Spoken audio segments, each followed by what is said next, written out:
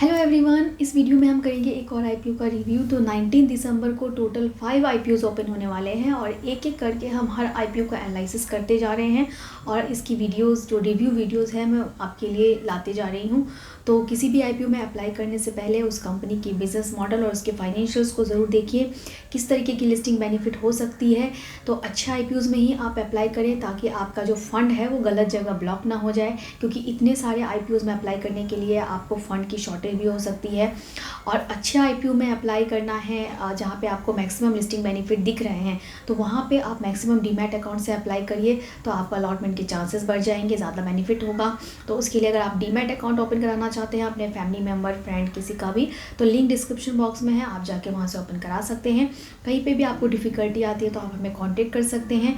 और अगर आपको खुद एनालिसिस करना सीखना है कि कैसे कंपनी को एनालाइज किया जाता है, कैसे कंपनी के फंडामेंटल्स, टेक्निकल्स को रीड किया जाता है, तो इसके लिए अगर आपको क्लासेस करनी है तो आप हमें कांटेक्ट कर सकते हैं। म्यूचुअल फंड रिलेटेड कोई गाइडेंस चाहिए तो हर जो शेयर मार्केट फील्ड में हमारी सर्विसेज हैं, आप हमें कांटेक्ट कर सकते हैं। डिटेल्स आपको हमारे डिस्क्रिप्शन बॉक्स में मिल जाएंगी। तो वीडियो को स्टार्ट करते हैं और सबसे पहले हम कंपनी की बिजनेस मॉडल से स्टार्ट करेंगे एज यूजुअल, जैसा हम करते हैं अपने हर वीडियो में, और एंड में देखेंगे कि क्या इस आईपीओ में अप्लाई करना ठीक रहेगा या नहीं। इसके अलावा ममता मशीनरी, देन ट्रांसरेल और डैम एडवाइज़र्स के ऊपर मैं ऑलरेडी रिव्यू वीडियो डाल चुकी हूँ, आप उसे भी जाके चेक कर सकते हैं। और तीनों ही वीडियोज़ में तीनों ही आईपीओ के लिए मैंने जो है अप्लाई करने का जो है सजेशन दिया है। मैं पर्सनली अप्लाई करने वाली हूँ, तो आप भी एक बार जाके अपनी एनालिसिस लगाइए, वीडियो देखिए और उसके बाद मुझे कमेंट करके बताइए कि आप किस आईपीओ में अप्लाई करने वाले हैं और किस में नहीं। तो सबसे पहले कंपनी के बिजनेस मॉडल को समझ लेते हैं। तो कंपनी का नाम है सनातन टेक्सटाइल। तो जैसा समझ आ रहा है, टेक्सटाइल की कंपनी है, यार्न मैन्युफैक्चर कंपनी है, यार्न की मैन्युफैक्चरिंग करती है, प्रोड्यूस करती है और उसको एक्सपोर्ट भी करती है।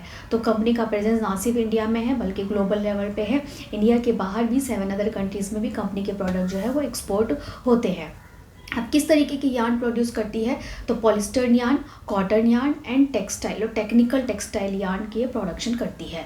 कंपनी का जो मैक्सिमम रेवेन्यू है, 77% रेवेन्यू वो पॉलिस्टर यार्न से आता है, 18% रेवेन्यू इनका कॉटन यार्न से आता है एंड 5% रेवेन्यू इनका टेक्निकल टेक्सटाइल यार्न से आता है। यहाँ पे जो दो टर्म है, पॉलिस्टर एंड कॉटन यार्न, ये तो काफ़ी फेमिलियर है, लेकिन जो तीसरा है टेक्निकल टेक्सटाइल यार्न, ये काफ़ी अननोन सा नेम है। तो इस यार्न को कैसे प्रोड्यूस किया जाता है और कैसे जो है कहाँ पे इसका यूज़ होता है, अगर इसकी बात करें तो ये बेसिकली जो है, जो इसका बेस मटेरियल होता है वो तो पॉलिस्टर ही होता है, लेकिन कंपनी का जो यार्न है, इन यार्न को के बात करें तो इंडस्ट्रियल यूजेस के लिए ज़्यादातर यूज़ किया जाता है। तो इंडस्ट्रियल यूजेस की बात करें, जैसे गाड़ियों में एयरबैग्स होते हैं, सीट बेल्ट होते हैं, फिशिंग नेट है, अम्ब्रेला के लिए जो कपड़ा लगता है, या फिर अगर आपने बिल बोर्ड्स वगैरह रोड पे देखे हैं या बैनर वगैरह देखते हैं तो वहाँ पे जो फैब्रिक होता है, उस फैब्रिक को बनाने के लिए जो यार्न लगता है उसे कहा जाता है टेक्निकल टेक्सटाइल यार्न। तो इन सभी इंडस्ट्रियल एरिया में जो यार्न का यूज़ होता है तो उसी को टेक्निकल यार्न बोलते हैं और उसका प्रोडक्शन ये कंपनी करती है। तो पॉलिस्टर एंड जो कॉटन यार्न है वह तो काफ़ी फेमिलियर टर्म है, और भी कंपनीज है उसकी, लेकिन जो इनका जो बेस स्ट्रॉन्ग पॉइंट है वो है कि कंपनी टेक्निकल यार्न की भी प्रोडक्शन एंड एक्सपोर्ट करती है। और यहाँ पे कंपनी का हमने देखा मैक्सिमम रेवेन्यू वैसे तो पॉलिस्टर यार्न से ही आता है। अब कंपनी के अगर क्लाइंट बेस की बात करें तो कंपनी का क्लाइंट बेस काफ़ी स्ट्रॉन्ग है, जिसमें से कुछ वेलसम, देन प्रेमको, इस तरीके की कंपनी जो है, सिंटेक्स, इस तरीके की कंपनीज इनके क्लाइंट्स हैं। और क्लाइंट बेस काफ़ी बड़ा है, अगर आप इनके नाम पढ़ने जाएंगे तो बहुत सारे क्लाइंट्स हैं कंपनी के पास। इनका जो मैन्युफैक्चरिंग यूनिट है वो सिलवासा में है। तो ये कंपनी का पूरा बिजनेस मॉडल है। अब देख लेते हैं इसके फाइनेंशियल्स। तो कंपनी के फाइनेंशियल्स को आप ध्यान से देखिए, क्योंकि यहाँ पे आपको काफ़ी अप एंड डाउन्स देखने को मिलेंगे। तो अगर आप इनके पहले असेट की बात करें तो कंपनी के असेट में आपको दिखेगा मार्च 22 और 23 को आप देखिए तो मार्च 23 में 22 के कंपैरेटिवली असेट बढ़ा है और मार्च 24 में भी बढ़ा है। ठीक है, इसमें असेट तो इनका इंक्रीज़ हो रहा है। फिर देखते हैं रेवेन्यू देखेंगे तो मार्च 22 में कंपनी का रेवेन्यू, फिर मार्च 23 में कंपनी का रेवेन्यू देखेंगे तो ठीक है इंक्रीज़ है।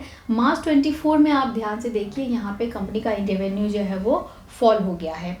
फिर फर्स्ट क्वार्टर मीन्स अगर जून 24 में आप देखेंगे तो फर्स्ट क्वार्टर 3 महीने में कंपनी के रेवेन्यू में अच्छा ग्रोथ है। तो अगर पिछले 1 साल की बात करें तो रेवेन्यू फॉल हुआ है, लेकिन फिर से कंपनी ने यहाँ पे पिकअप करके दिखाया है। प्रॉफिट आफ्टर टैक्स की बात करते हैं तो अगेन मार्च 22 से 23 के बीच में कंपनी के प्रॉफिट आफ्टर टैक्स में आप देखोगे कि यहाँ पे फॉल देखने को मिल रहा है, और बहुत जो है कम से कम 50% के आसपास का फॉल यहाँ पे देखने को मिला है। फिर देखेंगे मार्च 24 में फिर से कंपनी की प्रॉफिटेबिलिटी जो है कम हो गई है, मतलब कंपनी प्रॉफिटेबल तो है, पैसा बना रही है, लेकिन ईयर ऑन ईयर कंपनी की प्रॉफिटेबिलिटी जो है वो घटती जा रही है, कम होते जा रही है। इन फर्स्ट क्वार्टर की बात करें तो लास्ट 3 मंथ्स में कंपनी के प्रॉफिट आफ्टर टैक्स आप देखेंगे तो 50.07 करोड़ का है। तो अगर इसको हम सिर्फ एक क्वार्टर की अगर बात करें तो हो सकता है कि कंपनी जो है अपने प्रॉफिट को पिकअप कर ले, लेकिन पिछले 3 साल के रिकॉर्ड में आप देखेंगे तो कंपनी प्रॉफिटेबल है, लेकिन प्रॉफिटेबिलिटी जो है वो कंटिन्यूसली फॉल होते जा रही है। नेट वर्थ कंपनी का देखेंगे तो नेट वर्थ तो इंक्रीज़ हुआ है, चलो ये अच्छा साइन है, और बोरोइंग्स जो है कंपनी की बोरोइंग्स काफ़ी ज़्यादा बढ़ गई हैं। अदर फाइनेंशियल्स की बात करें तो इनका ROE है 11.09% का, और ROCE है 11.80% का। तो यहाँ पे ये भी एक कंसर्न की बात है, क्योंकि ये दोनों ही जो है वो 15% से कम है। रिटर्न ऑन नेटवर्थ है 10.42 का, and price to book value है इनका 1.81 का। इसका PE है 17.25 का, और इंडस्ट्री के PE की बात करेंगे तो वो है 27 का। तो जिसके बेसिस पे IPO तो इनका फेयर वैल्यूशंस पे आया है, वो कोई उसकी वैल्यूशंस कोई बुरी नहीं है। तो IPO की वैल्यूशंस तो अच्छी है, लेकिन इनका जो प्रॉफिट आफ्टर टैक्स की बात करेंगे तो उसमें हमें कंटिन्यूस लास्ट 3 ईयर से सिर्फ फॉल ही देखने को मिल रहा है। तो प्रॉफिट कर रही है कंपनी, लेकिन ग्रोथ नहीं कर रही है, तो ये एक कंसर्न की बात है। कंपनी की रिटर्न रेशोज़ भी जो है वो भी अट्रैक्टिव नहीं है, और बिज़नेस मॉडल भी हमने देखा है तो यार्न प्रोड्यूसर ये कंपनी है। तो इन ऑल अगर हम बात करें तो यहाँ पे थोड़ा सा हमें इस IPO में कॉशियस रहने की ज़रूरत है। अब इसमें लिस्टिंग बेनिफिट कैसे हो सकती है वो हम at the end of this video उसकी भी बात करेंगे, लेकिन IPO की पहले डिटेल्स की बात कर लेते हैं। तो 19 दिसंबर से 23 दिसंबर तक ये IPO ओपन रहेगा। 27 दिसंबर को कंपनी एक्सचेंज पे लिस्ट हो जाएगी, और फेस वैल्यू उसका ₹10 पर शेयर का रखा गया है। प्राइस बैंड जो हाई कट ऑफ पे अप्लाई करना होता है वो है 321 पर शेयर का। एक लॉट में रहेंगे 46 शेयर। टोटल इस IPO का साइज़ है 550 करोड़ का, जिसमें से 400 करोड़ का फ्रेश इशू है। तो ये अच्छा है कि जो ज़्यादा अमाउंट है वो फ्रेश इशू है, एंड 150 करोड़ का ऑफर फॉर सेल है। रिटेल कैटेगरी के लिए यहाँ पे 35% शेयर्स रखे गए हैं, क्योंकि प्रॉफिटेबल कंपनी है। देन ऑब्जेक्टिव की बात करें तो यहाँ पे एक प्लस पॉइंट हमें दिखता है कि इनका जो IPO का जो साइज़ है उसमें ज़्यादा जो है वो फ्रेश इशू है। मींस कंपनी के पास ज़्यादा पैसा आने वाला है, और उस फंड को कंपनी अपने बोरोइंग्स को कम करने के लिए, क्योंकि हमने देखा था कि कंपनी के पास बोरोइंग्स जो है वो काफ़ी ज़्यादा बढ़ गई हैं कंपेयर टू लास्ट ईयर, तो अपने बोरोइंग्स को कम करने के लिए यूज़ करेगी। इनकी जो सब्सिडरीज़ हैं उन सबको फिर से रिनोवेट करने के लिए, उसके ऊपर जो उनका लोन वगैरह है उसको चुकाने के लिए, एंड अदर कॉर्पोरेट पर्पसेस के लिए यूज़ करने वाली हैं। मींस कंपनी जो फंड रेज कर रही है उसे अपने ग्रोथ के लिए यूज़ करने वाली है।